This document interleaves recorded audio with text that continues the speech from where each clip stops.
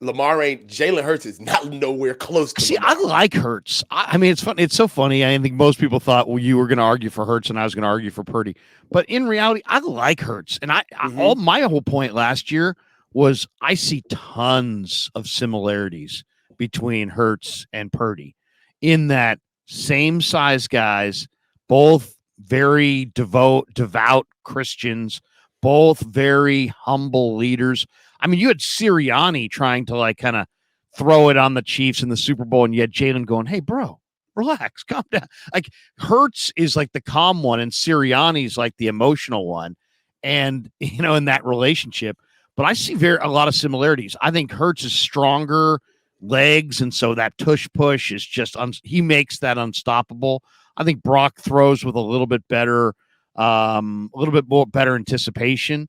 But I think they're both the kinds of guys that couldn't do it all by themselves, but if you put them surrounded with a good cast, like Hurts has got a great line. Brock's got tremendous weapons. Hurts has tremendous weapons. Both of them have tremendous defense. They're leaders. They're humble, quiet leaders. They're not big stature quarterbacks. They both can extend plays and make plays. The thing that I love about Hurts, coach, is just that he seems like he's very calm. He Mm-hmm. doesn't seem like you can speed him up and rattle him, where other quarterbacks can get sped up. Even better quarterbacks than him can get sped up and bothered. He seems so difficult to bother. And I don't, the one thing, all I would say is as far as MVP, I'd probably vote for Lamar, but Purdy has a better, right? I'm looking at their stats side by side. Purdy's 70%, Hurts is 68.5, so 69%. So they're right there. Hurts has got 15 touchdowns. Purdy's got 18 touchdowns. Hurts has 9 picks. Purdy's got now 6 picks. I guess maybe what did Purdy throw a touch? Yeah, Purdy threw what, 1 touchdown? He threw a So he's got touchdown to BA. 19. Yeah, so he's got 19 touchdowns, 6 picks. Hurts is 15 touchdowns, 9 picks. Purdy's 9.7 yards per attempt. Hurts is 7.6 yards per attempt. Hurts is 11.1 yards per completion. Purdy's 13.8 yards per completion. Mm-hmm. So I think Purdy's stats are a little bit better. I don't think either necessarily is gonna win the MVP. I just think Lamar or Mahomes will probably get it. And I know people have suggested McCaffrey, but I think it would take a Herculean or even Myles Garrett. I think both those guys would have to be like so far and away out front before they'd give it to him. It's become kind of a quarterback award. But I love Hurts and I love Purdy. I mean, I love the Niners have Purdy, but if they didn't have Purdy, man, I would love to have Hurts. I really would, because there's a toughness, there's a humbleness, there's a mobility. I don't think he's the best thrower I've ever seen, but he's got requisite, throwing ability on all phases. So I like Hurts. I think he's a winner. I liked him at Alabama, but I didn't see this. I didn't see this kind of growth. He's far better today than he was in college, in my opinion. All right, I hear that, but I just ain't buying it. I'm sorry. If I wouldn't take Jalen Hurts over Brock Purdy. I wouldn't take Jalen Hurts in this offense over Brock Purdy, and that's really where I think we kind of fall in love with quarterbacks, right? We all love them as models, but we forget the fact that they're all wearing tailored clothes, right? So Brock is a tailored fit for the Niners. That's why he looks so good here, right? Jalen is a tailored fit in Philly. That's why he looks so good there. But you want to talk about raw quarterback, just what you can do with them. Ain't no way in hell that I would take Jalen Hurts in what we do offensively for Brock Purdy. Can you imagine how many times Jalen Hurts would break the pocket and just take off? How many plays would never see their true fruition because he wouldn't be able to go through all of the progressions that Kyle has Brock through?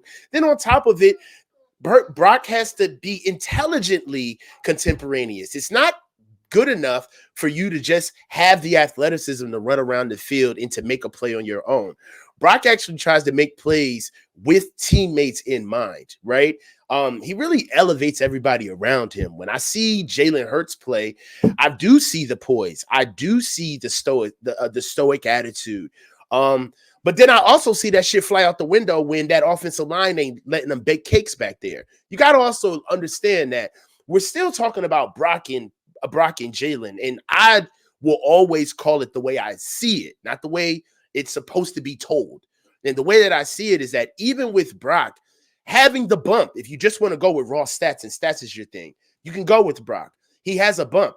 But then if you start looking at the teams and you understand that Jalen Hurts literally has 5 Peterbilt trucks in front of him blocking, all right, where he gets to sit back there and leisurely go through his progressions, which he does slowly, by the way.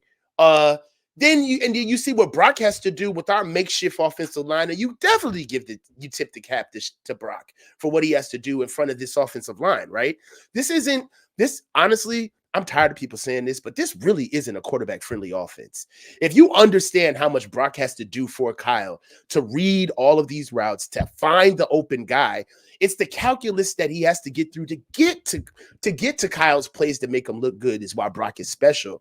Brock is being able to handle the manic side of what this offense has, and he's spitting it out and making it look palpable. He's making it look normal on the field. He's taking a offense that doesn't have a 2-minute offense, that doesn't have a true step back game, and he's making it serviceable. We got to start understanding that this kid he's a little bit more of a stopgap. He's kind of made perfect for Kyle and what we do. I don't think there's another quarterback that Kyle could bring in and they'd be able to do what Brock is doing just because of how many failures we've seen with this offense. It's interesting. That's interesting. If they flip teams, who would have more success? What do you mean? If Brock were the Eagles quarterback and the Niners quarterback was Hurts, you think Brock would be better than Hurts? If Brock had that offensive line, yeah. Yeah, I mean, that's the thing. But this is Brock's the thing, doing though. this behind the 28th rated pass block win rate O line. Brock had AJ Brown, let's just talk facts. I love our team, but we got to also understand that there's a special way how we get it done, right? We're not traditional, okay? So, but if Brock had AJ Brown, Julio Jones, okay, and Slim Reaper, and they actually had an offense that understood his limitations with his arm, i.e., meaning that they weren't just making him go back there and just hurl the ball all over the field. They really played within his skill set. Brock would kill with that Eagles team because he wouldn't be running for his life. Like that might be the game plan for the Niners in this offseason is go invest a couple of high picks in an offensive lineman or two.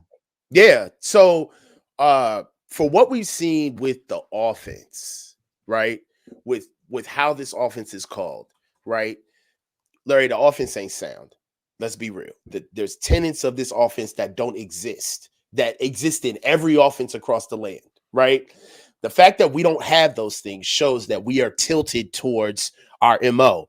We are more galvanized towards our identity than we are covering all the boxes offensively. Now, you can get caught. There's two sides to that sword. You can get caught up the river with some injuries, right?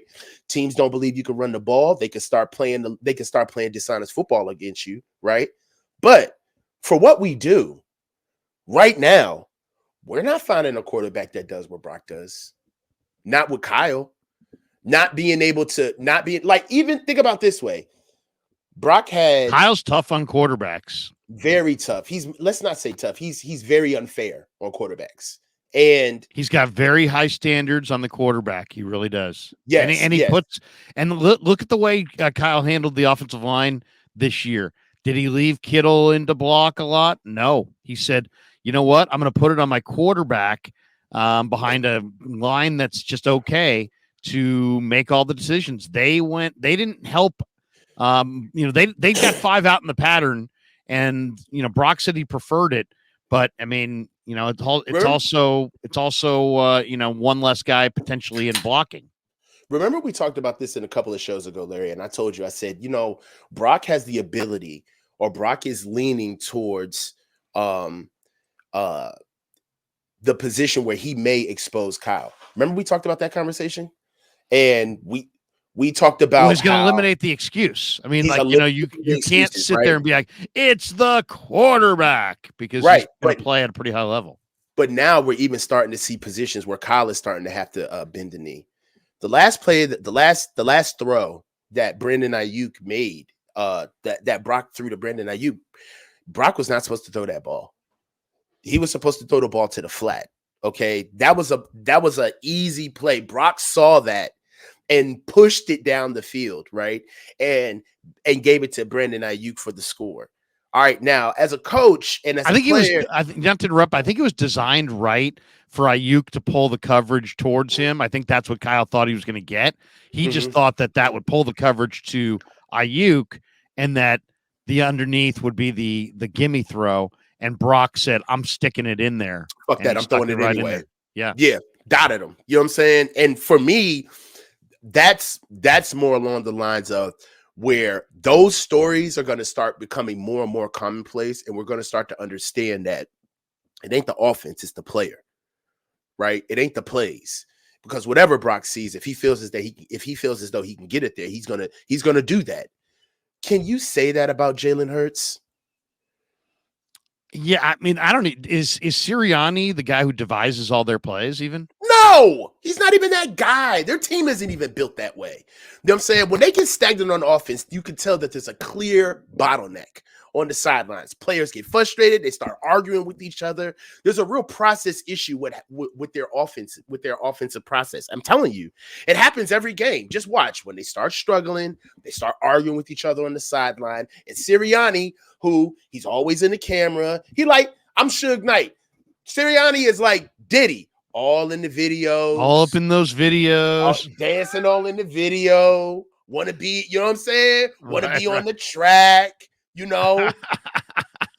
Oh, that's who Sirianni is. And when they're struggling, it's very clear. It's very clear that there's an issue, because all of that fake bravado, all of that bullshit, it washes away, and it's clear. So that's just what it is.